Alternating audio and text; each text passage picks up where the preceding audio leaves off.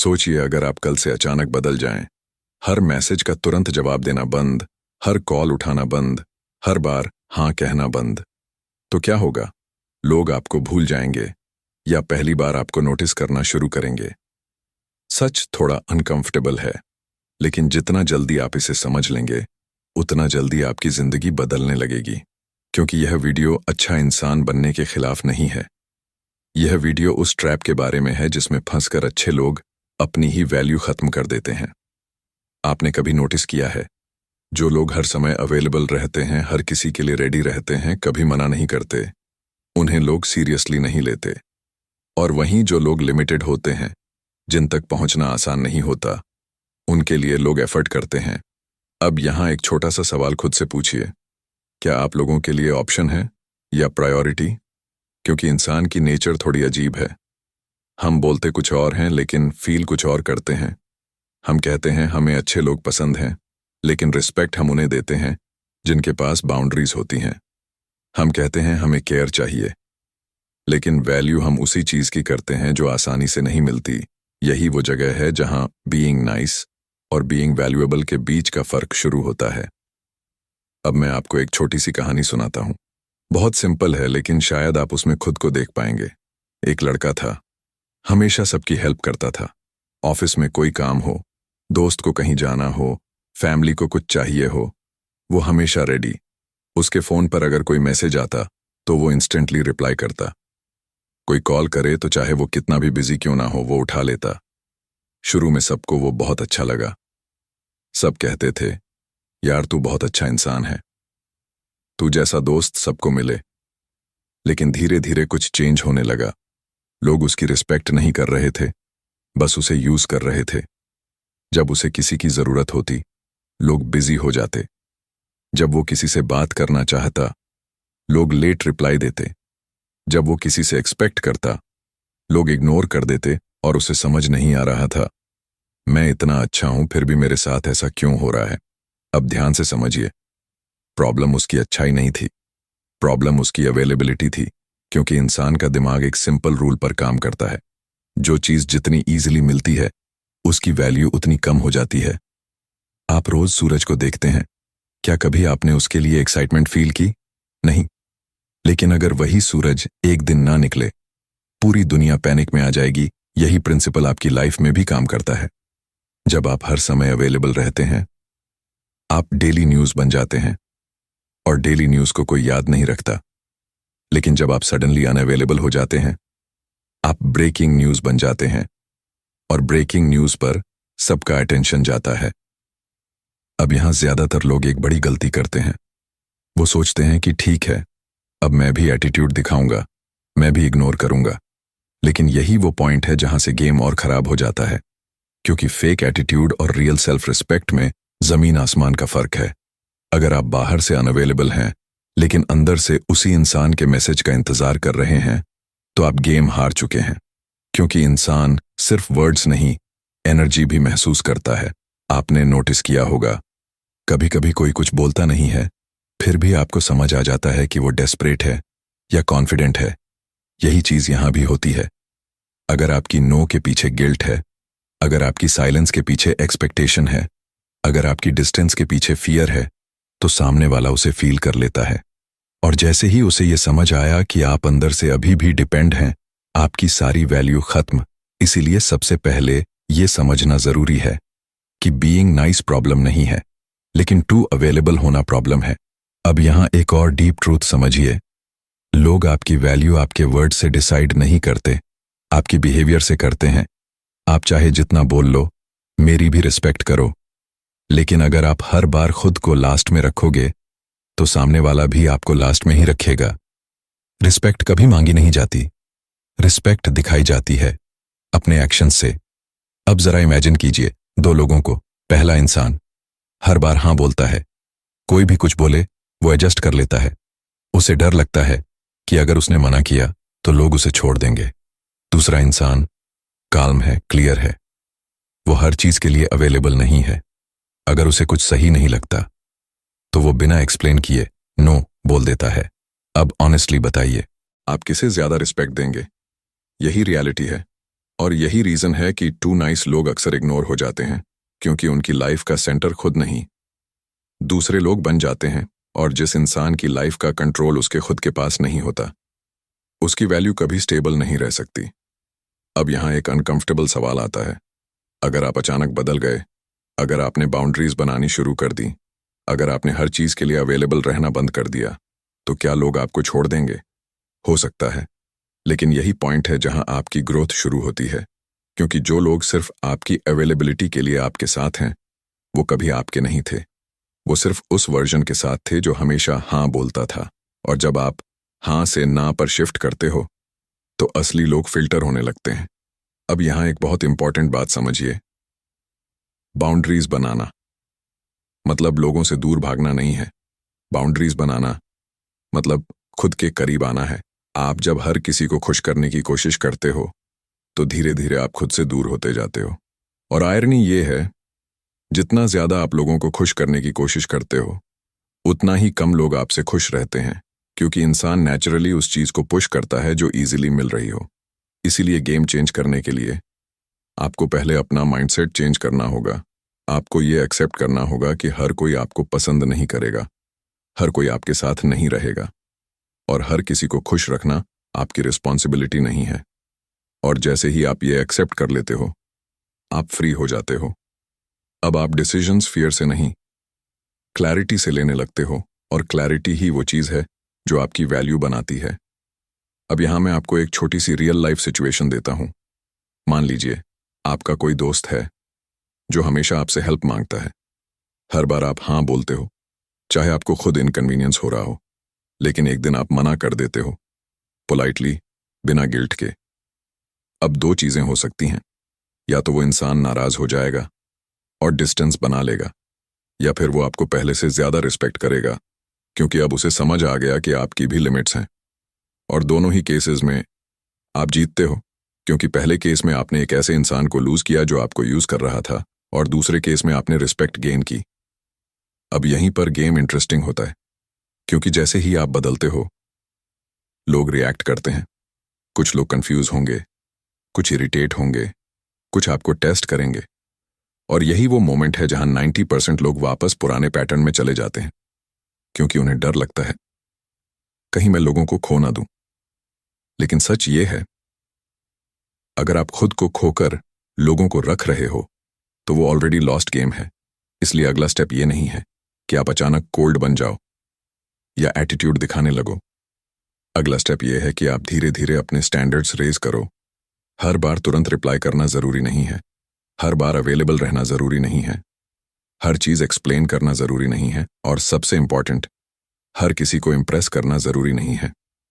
क्योंकि जिस दिन आप ये समझ जाते हो, उसी दिन लोग आपको अलग नजर से देखना शुरू कर देते हैं। और अब यहां से असली ट्रांसफॉर्मेशन शुरू होता है। लेकिन रुकिए, क्योंकि यहीं पर सबसे बड़ा ट्रैप आता है। और अगर आपने इस ट्रैप को नहीं समझा, तो आप फिर से वहीं पहुंच जाओगे जहां से शुरू किया था। यहीं पर ज्यादातर लोग गलती कर देते हैं, क्योंकि उन्हें लगता है कि उन्होंने प्रॉब्लम समझ ली है, तो अब बस थोड़ा सा एटीट्यूड दिखाना है और सब ठीक हो जाएगा। लेकिन असली प्रॉब्लम एटीट्यूड की नहीं है। असली प्रॉब्लम है अंदर का डर, और डर कि अगर मैं बदल गया तो लोग मुझे छोड़ देंगे। डर कि अगर मैंने ना कहा तो सामने वाला दूर हो जाएगा। और यही डर आपको फिर से उसी पुराने वर्जन में धकेल देता है, जहां आप हर बार खुद को कॉम्प्रोमाइज करते हो। अब एक चीज बहुत ध्यान से समझिए, दुनिया में दो तरह के लोग होते हैं। पहले वो जो हर सिचुएशन में खुद को एडजस्ट कर लेते हैं ताकि कोई नाराज ना हो, और दूसरे वो जो खुद के स्टैंडर्ड्स के हिसाब से डिसाइड करते हैं कि उन्हें कहाँ एडजस्ट करना है और कहाँ नहीं। पहले वाले लोग शांति तो बना लेते हैं, लेकिन रिस्पेक्ट खो देते हैं।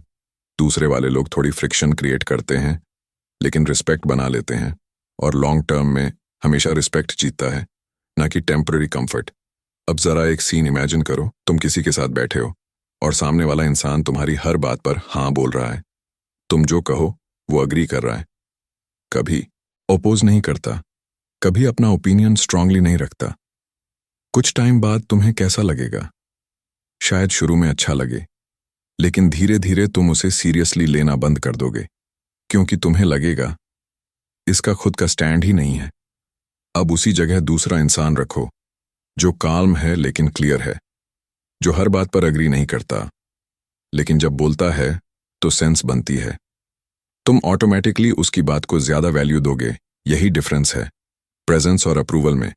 जब आप अप्रूवल के पीछे भागते हो, आपकी प्रेजेंस कमजोर हो जाती है, और जब आप अपनी प्रेजेंस पर फोकस करते हो, अप्रूवल खुद चलकर आता है।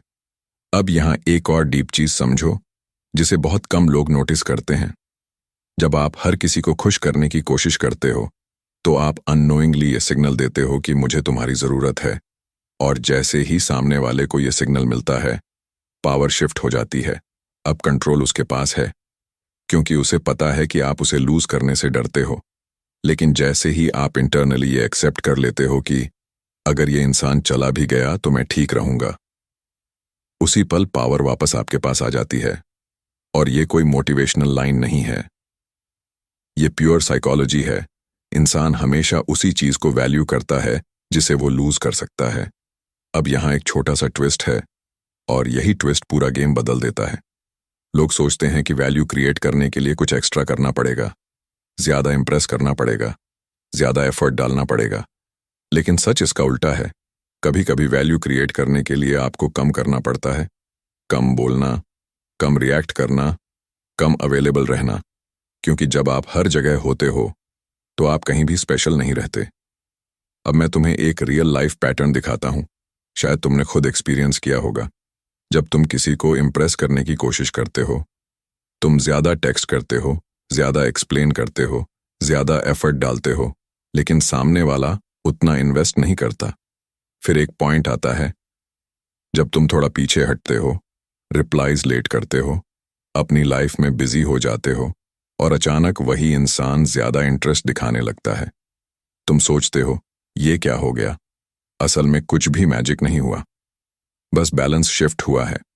पहले तुम ओवर इन्वेस्ट कर रहे थे, अब तुम न्यूट्रल हो गए हो, और न्यूट्रलिटी ही अट्रैक्शन का बेस है। अब यहां एक डेंजरस ट्रैप है जिसे समझना बहुत जरूरी है। कुछ लोग ये सब सुनकर एक्सट्रीम में चले जाते हैं। वो कोल्ड बन जाते हैं, रूड हो जाते हैं, इंटेंशनली इग्नोर करते हैं, और फिर कहते हैं देखो ये काम नहीं करता। लेकिन उन्होंने कॉन्सेप्ट गलत अप्लाई किया होता है, क्योंकि यह गेम दूर भागने का नहीं है। यह गेम खुद को खोने से बचाने का है।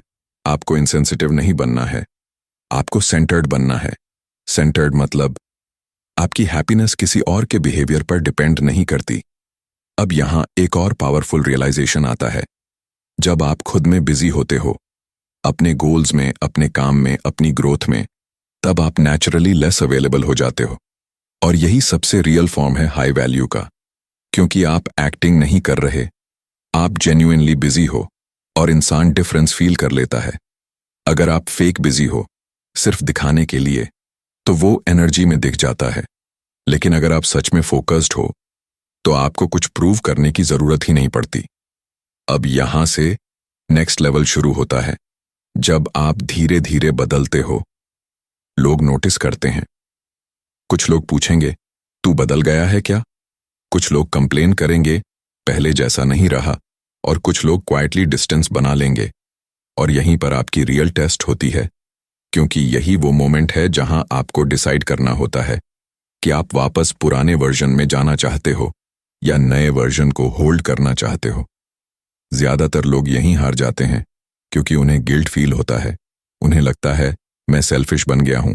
लेकिन सच ये है, आप सेल्फिश नहीं हो, आप फाइनली फेयर हो रहे हो अपने साथ। और जो इंसान अपने साथ फेयर नहीं होता, वो किसी के साथ जेन्युइनली गुड भी नहीं हो सकता। अब एक और इंपॉर्टेंट चीज, जब आप बदलते हो, तो सामने वाला आपको टेस्ट करेगा। वो डिलिबरेटली लेट रिप्लाई करेगा। वो देखेगा कि क्या आप फिर से ओवर रिएक्ट करते हो। वो चेक करेगा कि क्या आप फिर से वही पुराने पैटर्न में वापस आते हो। और अगर आप फेल हो गए, तो गेम वहीं खत्म। लेकिन अगर आप काल्म रहे, कंसिस्टेंट रहे, बिना ड्रामा के अपने स्टैंडर्ड्स होल्ड किए, तो धीरे धीरे सामने वाला अडेप्ट करना शुरू करता है, क्योंकि इंसान हमेशा स्ट्रॉन्ग फ्रेम के हिसाब से एडजस्ट करता है। अब यहां एक लाइन याद रखो, people don't treat you the way you tell them, they treat you the way you train them. आपने अगर लोगों को सिखा दिया कि आप हर समय अवेलेबल हो, तो वो आपको वैसे ही ट्रीट करेंगे। और अगर आपने धीरे धीरे उन्हें दिखा दिया कि आपकी लिमिट्स हैं, आपकी प्रायोरिटीज़ हैं, तो वो उसी हिसाब से बिहेव करेंगे। अब यहीं से चीज़ें इंटरेस्टिंग होने लगती हैं, क्योंकि जैसे ही आपकी वैल्यू बढ़ती है, लोग आपको लूज़ करने से डरने लगते हैं, और जब फियर ऑफ लॉस एक्टिवेट होता है, बिहेवियर चेंज होता है। लेकिन यहाँ एक वार्निंग है, अगर आपने ये सब सिर्फ लोगों को मैनिपुलेट करने के लिए किया, तो इवेंचुअली आप खुद कंफ्यूज हो जाओगे, क्योंकि फिर आपका फोकस ग्रोथ पर नहीं, रिएक्शन पर रहेगा, और जहाँ फोकस रिएक्शन पर होता है, वहाँ स्टेबिलिटी नहीं आती। इसलिए हमेशा याद रखो, ये गेम किसी को कंट्रोल करने का नहीं है, ये गेम खुद को कंट्रोल करने का है। और जैसे ही आप खुद को कंट्रोल कर लेते हो, आपको किसी और को कंट्रोल करने की ज़रूरत ही नहीं पड़ती। अब धीरे धीरे हम उस पॉइंट पर पहुंच रहे हैं जहां पूरा गेम क्लियर होने वाला है, क्योंकि अब सवाल ये नहीं है कि नाइस होना गलत है या सही। असली सवाल ये है, कितना देना है और कहाँ रुकना है। और इसका जवाब बहुत सिंपल है, लेकिन फॉलो करना मुश्किल।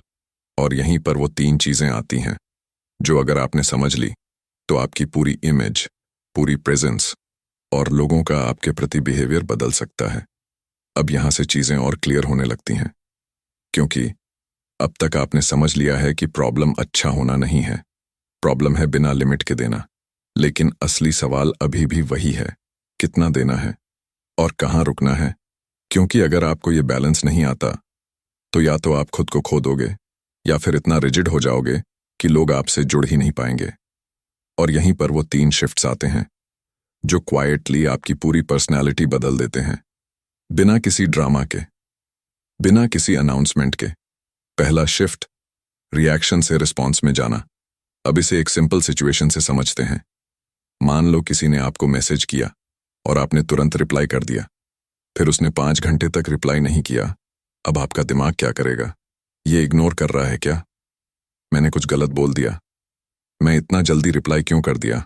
और फिर जैसे ही उसका रिप्लाई आता है, आप फिर इंस्टेंटली रिप्लाई कर देते हो। यही रिएक्शन है। आप सिचुएशन के हिसाब से नहीं, अपने इमोशंस के हिसाब से एक्ट कर रहे हो। लेकिन रिस्पॉन्स क्या होता है? रिस्पॉन्स में आप पॉज लेते हो, ऑब्जर्व करते हो, और फिर डिसाइड करते हो कि आपको कैसे रिएक्ट करना है। आप तुरंत रिप्लाई करने की अर्जेंसी को कंट्रोल करते हो, क्योंकि आपको पता है कि हर चीज़ का इंस्टेंट जवाब देना ज़रूरी नहीं है। और यही छोटा सा चेंज धीरे धीरे आपकी वैल्यू बिल्ड करता है, क्योंकि अब आप प्रेडिक्टेबल नहीं हो, आप कंट्रोल्ड हो। और इंसान हमेशा कंट्रोल्ड बिहेवियर को रिस्पेक्ट करता है, ना कि इम्पल्सिव बिहेवियर को। दूसरा शिफ्ट, एक्सप्लेनिंग से क्लैरिटी में जाना। ये वो जगह है जहां सबसे ज्यादा लोग फंसते हैं। आपने नोटिस किया होगा, जब भी आप किसी को मना करते हो या अपनी बाउंड्री सेट करते हो, तो आप ऑटोमेटिकली एक्सप्लेन करने लगते हो। एक्चुअली मैं थोड़ा बिजी हूं, आज थोड़ा काम ज्यादा है, मैं बाद में कर लूंगा। आपको लगता है कि अगर आप एक्सप्लेन नहीं करोगे तो सामने वाला बुरा मान जाएगा, लेकिन सच ये है, जितना ज्यादा आप एक्सप्लेन करते हो, उतना ही आप अपनी पोजीशन वीक करते हो, क्योंकि आप इनडायरेक्टली परमिशन मांग रहे हो। अब इमेजिन करो, कोई आपसे कुछ पूछता है और आप सिंपली कहते हो, आज पॉसिबल नहीं है। बस, ना एक्स्ट्रा वर्ड्स, ना जस्टिफिकेशन, ना गिल्ट। इसमें क्लैरिटी है, और क्लैरिटी में कॉन्फिडेंस होता है, और कॉन्फिडेंस ऑटोमेटिकली रिस्पेक्ट क्रिएट करता है। अब इसका मतलब ये नहीं कि आप रूड बन जाओ या हर चीज पर ब्लंट हो जाओ। इसका मतलब सिर्फ इतना है कि आप अपनी बात बिना डर के रख सको, बिना खुद को छोटा किए। तीसरा शिफ्ट, अप्रूवल से सेल्फ रिस्पेक्ट में जाना। यह सबसे पावरफुल है और सबसे मुश्किल भी, क्योंकि बचपन से हमें यही सिखाया गया है कि अच्छे बनो, सबको खुश रखो, किसी को हर्ट मत करो। और धीरे धीरे ये हैबिट बन जाती है कि हम हर डिसीजन में ये सोचते हैं, लोग क्या सोचेंगे। लेकिन प्रॉब्लम ये है, जब आप हर डिसीजन दूसरों के हिसाब से लेते हो, तो आप खुद के खिलाफ डिसीजंस लेने लगते हो। और जितना ज्यादा आप खुद के खिलाफ जाते हो, उतना ही अंदर फ्रस्ट्रेशन बिल्ड होता है। फिर एक पॉइंट आता है जहां आप इधर एक्सप्लोड करते हो या कंप्लीटली नम हो जाते हो। इसलिए सेल्फ रिस्पेक्ट का मतलब है खुद के साथ खड़े रहना, इवन व्हेन इट्स अनकंफर्टेबल। मतलब अगर कुछ आपको सही नहीं लगता, तो आप उसे एक्सेप्ट नहीं करोगे, सिर्फ इसलिए कि सामने वाला खुश हो जाए। और जब आप ये करना शुरू करते हो, तो शुरू में थोड़ी फ्रिक्शन आती है, लोग कंफ्यूज होते हैं, कुछ लोग दूर चले जाते हैं, कुछ लोग आपको सेल्फिश बोलते हैं, लेकिन धीरे धीरे वही लोग आपको अलग नजर से देखने लगते हैं, क्योंकि अब आप प्रिडिक्टेबल नहीं हो, अब आप कंट्रोल्ड हो, क्लियर हो, ग्राउंडेड हो। और ये तीनों चीजें मिलकर एक ऐसी प्रेजेंस बनाती हैं जिसे इग्नोर करना मुश्किल हो जाता है। अब यहाँ एक बहुत इंपॉर्टेंट पॉइंट आता है। जब आप ये चेंजेस इंप्लीमेंट करते हो तो आपको तुरंत रिजल्ट नहीं मिलेगा। शुरू में आपको ऑकवर्ड लगेगा, गिल्ट फील होगा, कभी कभी डाउट भी आएगा कि मैं सही कर रहा हूं या नहीं। लेकिन यही फेज सबसे इंपॉर्टेंट है, क्योंकि यही वो फेज है जहां आप अपने पुराने वर्जन को तोड़ रहे हो और नया वर्जन बना रहे हो, और हर ट्रांसफॉर्मेशन अनकंफर्टेबल होता है। अब यहां एक छोटा सा पर्सपेक्टिव शिफ्ट करो। पहले आप लोगों के रिएक्शन के हिसाब से खुद को चेंज करते थे। अब आप अपने स्टैंडर्ड्स के हिसाब से डिसाइड करोगे कि आपको कैसे बिहेव करना है। और जैसे ही ये शिफ्ट होता है, आपका पूरा एनवायरनमेंट चेंज होने लगता है। अब लोग आपको टेस्ट करते हैं, लेकिन धीरे धीरे रिस्पेक्ट भी करते हैं। अब लोग आपको इग्नोर नहीं करते, बल्कि नोटिस करते हैं। अब लोग आपको यूज नहीं करते, बल्कि वैल्यू करते हैं। और सबसे इंपॉर्टेंट, अब आप खुद को रिस्पेक्ट करते हो। और जब इंसान खुद को रिस्पेक्ट करने लगता है तो दुनिया भी उसे अलग नजर से देखती है। अब हम उस पॉइंट पर पहुंच चुके हैं जहां पूरा गेम समझ में आ जाता है, लेकिन फिर भी एक आखिरी चीज बचती है जो 99% लोग मिस कर देते हैं।